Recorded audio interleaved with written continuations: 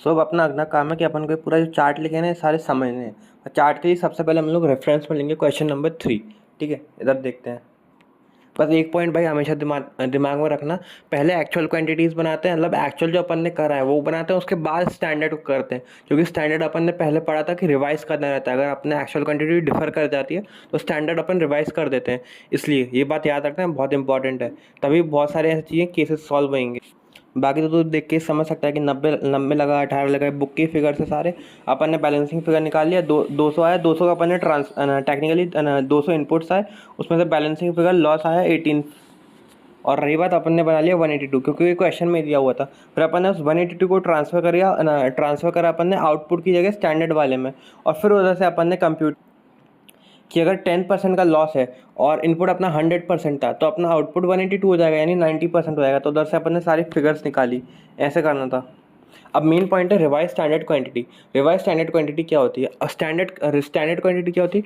अपन को कितनी बनानी थी। अब इधर चक्कर क्या होगा, ये हो गई स्टैंडर्ड क्वांटिटी, RSQ ये वाला पार्ट था। यहाँ से मेन वीडियो स्टार्ट है। अब देखो पॉइंट क्या है, सिंपल सी बात है। अपन ने कितने बनाए? अपन ने बनाए 200 इनपुट्स। ठीक है, 200 इनपुट्स बनाए अपन ने। तो अपन की अब ये स्टैंडर्ड क्वांटिटी हो गई। ठीक है, अपन को अब क्या करना है, सिंपल सी बात है। अपन 200 सबसे पहले यहाँ ट्रांसफर करेंगे। अब से सबसे पहली चीज़, क्वेश्चन में यहाँ पे क्या लिखा है, 40% ऑफ मटेरियल है, 60% ऑफ मटेरियल बी। तो अपन इसे एक इस केस की तरह ले लें। वर्ल्ड्स बेस्ट क्या होने वाली थी भैया, अगर आप वाटर और मिल्क को दोनों को एक ही रेशो में लगाओगे, यानी 0.75 उससे वो कप की टी निकलेगी, वो वर्ल्ड बेस्ट टी थी। पर अपन ने डिफरेंट कॉम्बिनेशन यूज़ करे सहेली और मयंक के लिए। अब सिमिलरली अगर अपन उसके रेशो में किसके रेशो में, इनपुट्स के रेशो में अपन अगर डिस्ट्रीब्यूट करें ए और बी को, किसमें 40% और 60% में। क्यों? क्योंकि बुक ने कहा है अगर हम लोग डिस्ट्रीब्यूट करेंगे तो अपन देखेंगे कि भैया अगर RSQ देखा जाए, रिवाइज स्टैंडर्ड क्वांटिटी बोला है, वो क्वांटिटी लगनी चाहिए थी 80 और ए के लिए, और लगनी चाहिए थी 120 बी के लिए। पर अपन ने क्या करा, अपन ने लगाई 90 और 110। अब इधर एक पॉइंट है, ये है मयंक वाला केस। मयंक वाला केस आखिरी केस क्यों था? क्योंकि मयंक को अपन ने पानी ज़्यादा दिया था और जब दूध कम लिया था।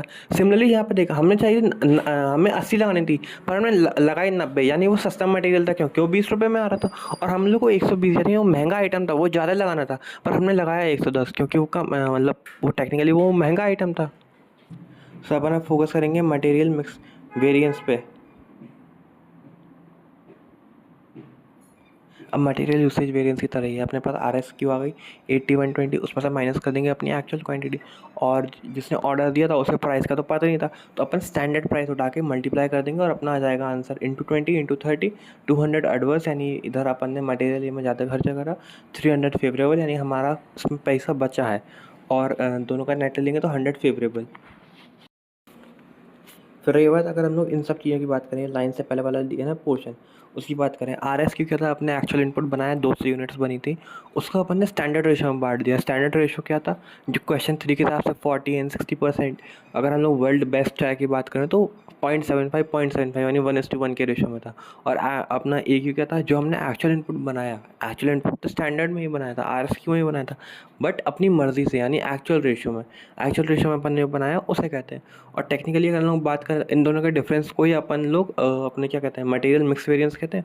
और इन लोगों को प्राइसिंग से तो कोई फ़र्क पड़ता ही नहीं है, तो स्टैंडर्ड प्राइस ही उठा लो, कुछ नहीं हो रहा।